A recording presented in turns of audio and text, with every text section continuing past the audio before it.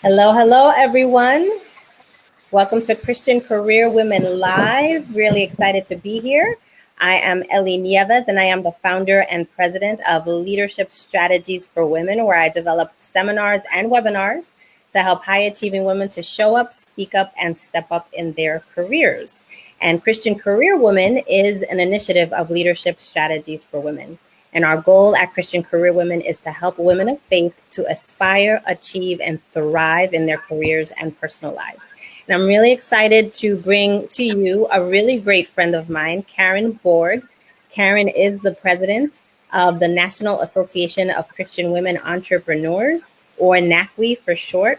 And Karen has a beautiful soul and a heart for God, and also for women who want to launch their own businesses and who are currently serving as entrepreneurs. So Karen, welcome to Christian Career Women Live. Thanks. It's good to be together again. It's almost like we're in each other's living rooms. Yeah. Love it. Well, so happy to have you here, Karen. And can you share a little bit about yourself, your background? I can. Grew up Texan. I'm still here. I left for a little bit to go to high school, and all of my school years actually in Kentucky, and got back to Texas as soon as I could.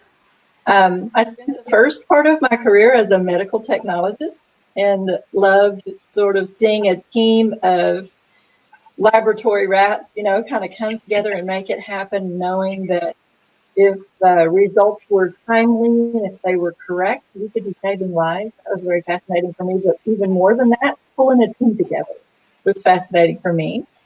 I spent the next part of my career as a family therapist. After the death of my young husband, we were helped. We had three little kids, and we were helped so greatly that I decided I wanted to go back to school and get a counseling degree and dedicate my life to working with grieving and traumatized families and families with children.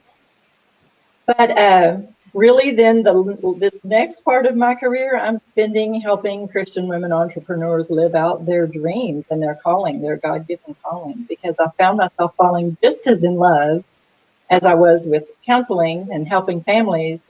I found myself falling in love with the whole process of building a career and building a business and entrepreneurship and pushing a button and seeing things happen and rubbing shoulders, with some of the most amazing women in the world. So that's kind of that's the short version of how I got from where I am to where I am. I am remarried, and he totally supports my endeavors, which makes a huge difference, right? Absolutely, absolutely. I'm very blessed. Yes, and I can see how counseling prepares you for the coaching aspect of the work that you're doing now with women who want to launch their own businesses. It's a really great bridge. So tell us about the National Association of Christian Women Entrepreneurs. What is it exactly, and what do you do? We were created by, Diane Cunningham Ellis in around the summer of 2010. And I think her original goal was, I'm a Christian woman entrepreneur. I'm just now learning what that actually means, and I don't want to do this alone.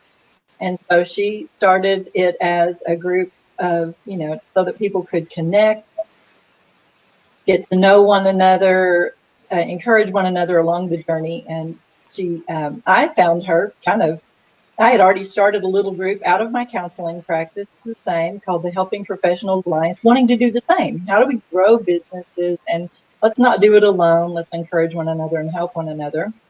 But I found myself constantly just leading other people and thinking, I need more for me. And I don't know how most people don't know how they found NACWE. I think online somehow. I must have fished for something and found NACWE and watched a few of their webinars. She started webinars every single week, and I continue webinars every single week. So there are hundreds and hundreds and hundreds of webinars recorded. I found her and watched a few webinars and thought, this is exactly what we need. We need more.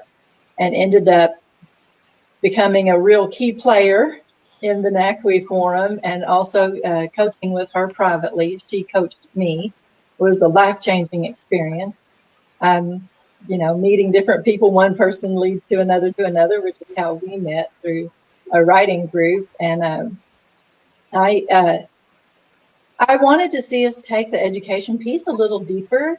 And she got married and had some other things she wanted to do and let me adopt her baby, essentially. It was a brave and daring thing to do, and it was so full of grace. I'm very blessed. So I've been with NACWE since I think either the summer of 2012, around that time, or fall of 2012, and then actually owned the company from the middle of, or the April of 2017. So I'm still a babe in arms here, but enjoying every minute of it. Absolutely. That's wonderful. That's wonderful. And I, of course, know Diane. Diane and I actually trained together as life purpose coaches. We got our certification together. So when she launched NACWE, I was definitely one of the first members of NACWE. So I've been with the organization for quite some time. And then had the pleasure of meeting you, as you mentioned, during a writing retreat, just as you were taking over the helm at NACWE.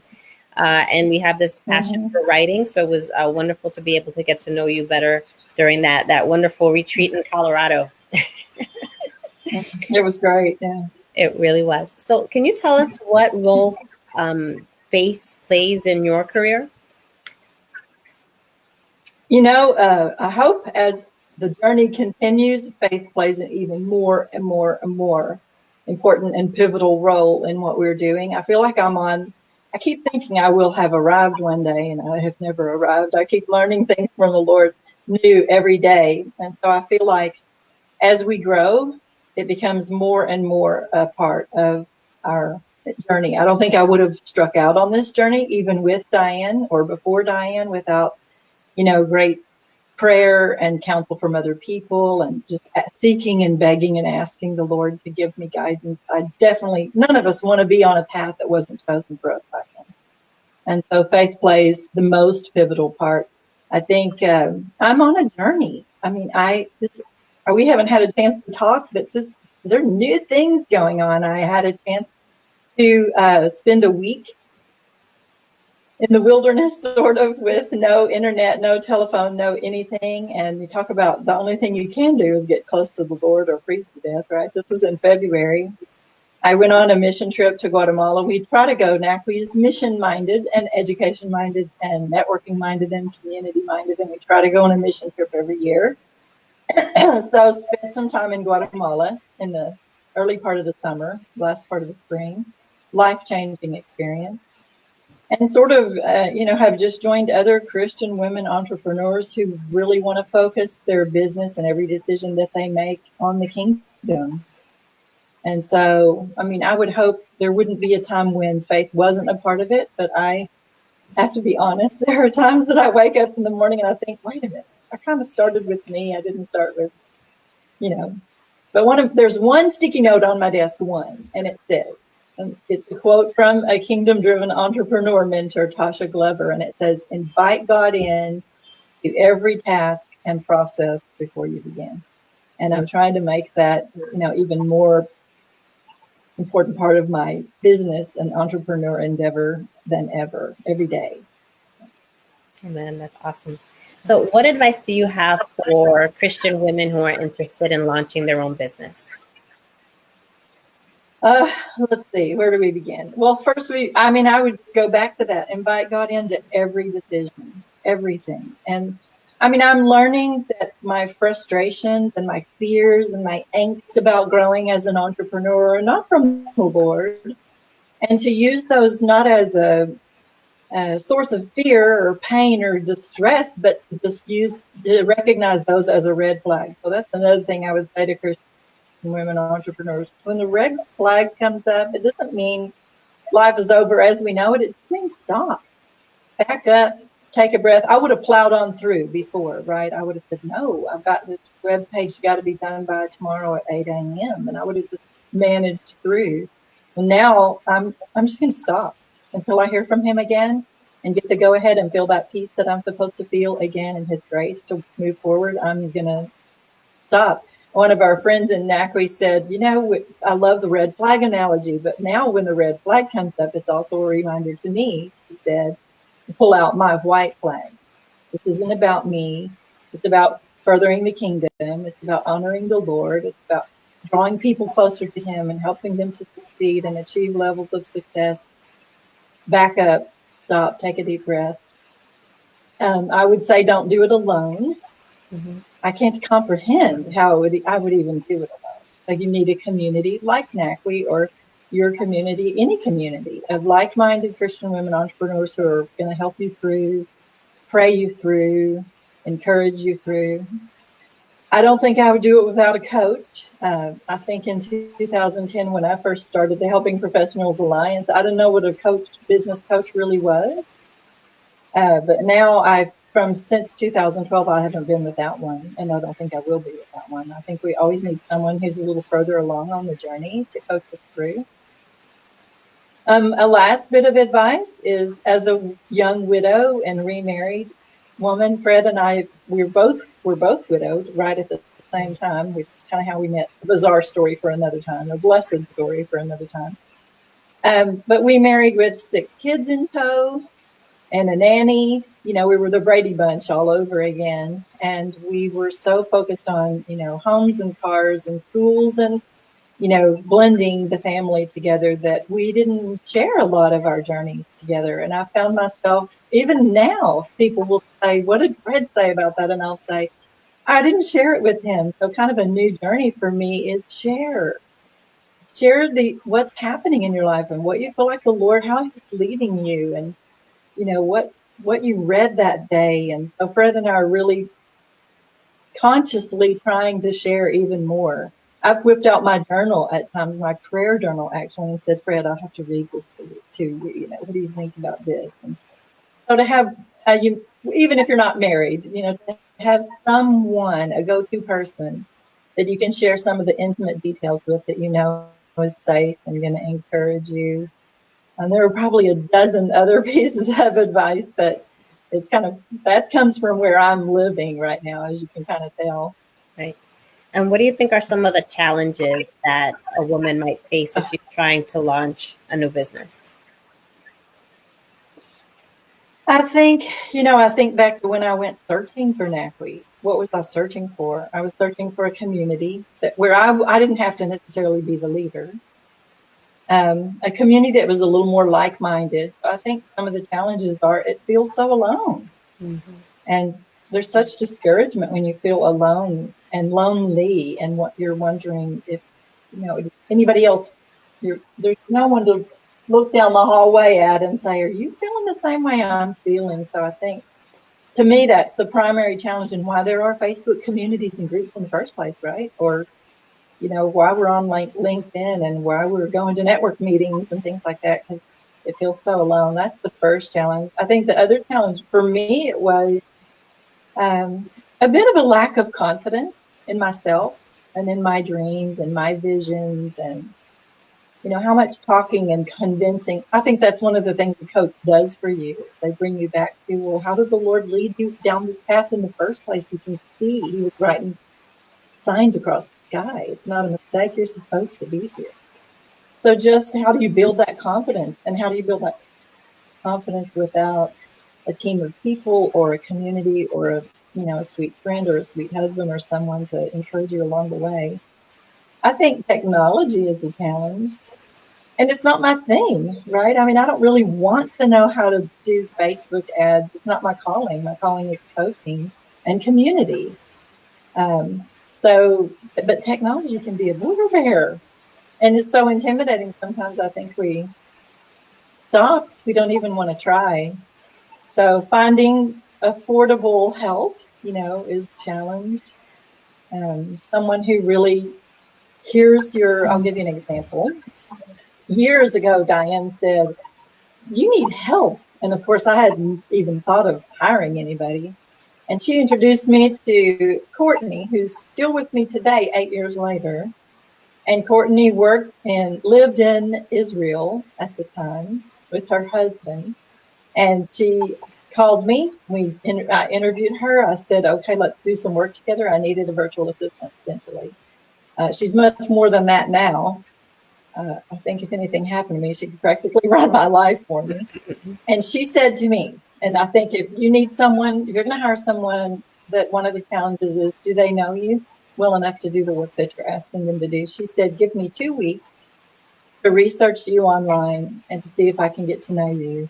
And then give me a few weeks of working with you to see if it's a good fit. And it was an amazing fit. Rarely in 8 years have I ever said, I don't think I would have put that on Facebook, or, Mm-hmm.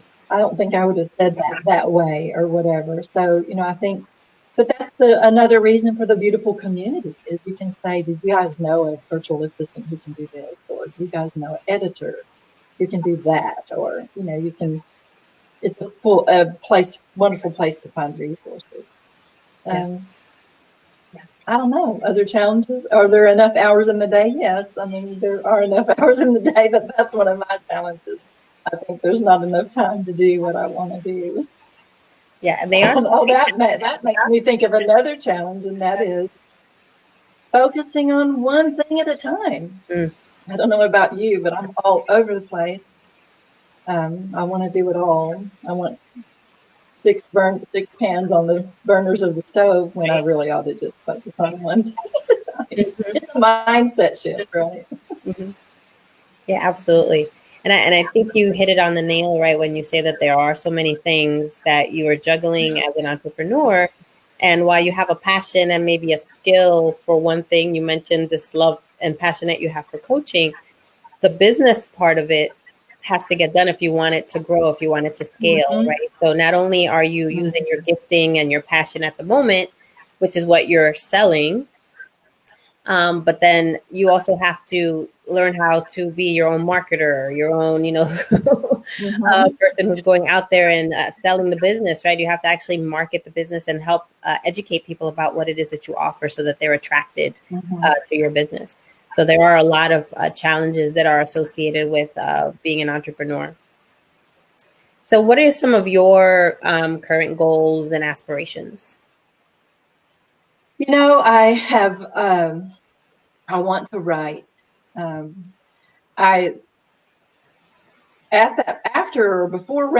around the first writing retreat we went to together, I realized that I was trying to write a book that someone suggested I write, and I hadn't written enough before that book, right? I was trying to write for entrepreneurs, and I'd never written for entrepreneurs before. I'd written a ton of things on grieving and trauma and helping families and helping kids, but I hadn't written on entrepreneurship. So I constructed a timeline. Nobody told me to do this, but I think we should do this often. I constructed a timeline of my life from beginning to end, and then focused on the end part and stretched it out 5 or 10 years into the future, just so I could get an overall bird's eye, the Lord's eye view of what was going on in my life at what time.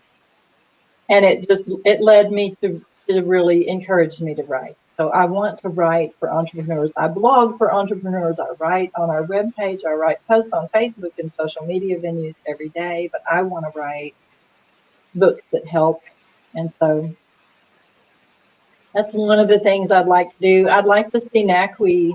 Someone asked me the other day, what would you like to see for the organization? And I thought, I think we're where we need to be. I would like to see us reach more people. I would love to see us, everyone is mission minded, but everyone has their own, their own church and their own giftings that they want, their own, but I would like to see us do more on missions for Christian women entrepreneurs. The first time we went to Guatemala, we had a team helping us put everything together. They were going to drive us, feed us, house us, and everything.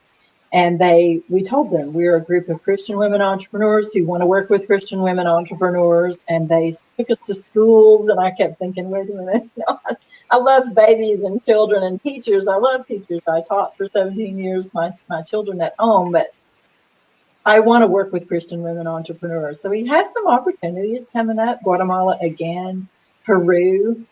Won't that be fun? We've taken little treks across the country, actually, and stopped at various places to work with Christian women entrepreneurs. I think I'm just open to see what the Lord has in store for us and just want to be faithful to it. But writing and more missions emphases, those are top two things that come to my mind when you ask. That's great. So let's say we have a woman who is interested in launching her own business and she goes to NACWE. What can she find there that can get her started?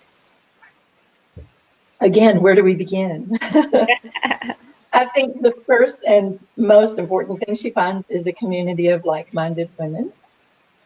Tons of encouragement, someone to reach out to 24/7. We have members from all across the world, so people are awake. I think she finds a ton of educational materials. I'll give you an example. On a webinar that we did just last month, we were talking about speaking last month. And at the end of the month, we did a special sort of 3-hour challenge for everyone. And one of the women on there said that just a year ago, she decided she wanted to start a group on Facebook for writers.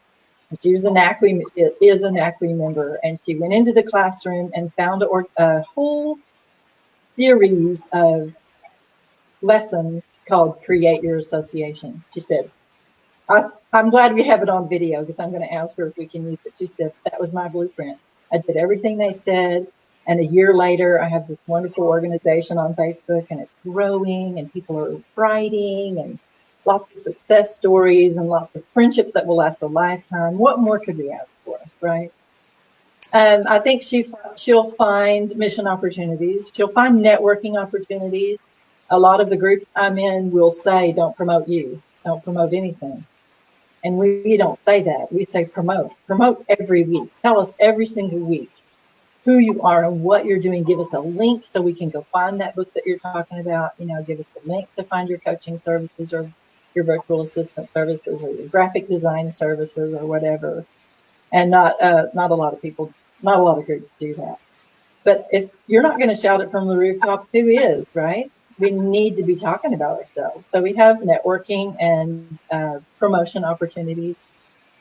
We do work groups together. We do a prayer call every Thursday morning. She'll find prayer support anytime, but especially on Thursday mornings when we really buckle down, pray across the country. We have a woman from Uganda who comes almost every week to the call. She'll find work sessions. I kind of said that. We actually get together in the mornings and work Pomodoro style on Zoom.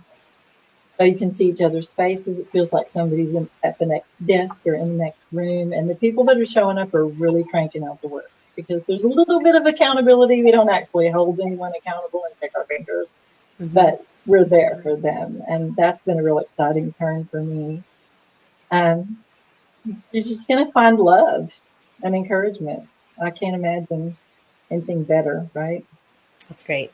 That's great. That's wonderful. So how can our listeners get in touch with you, Karen?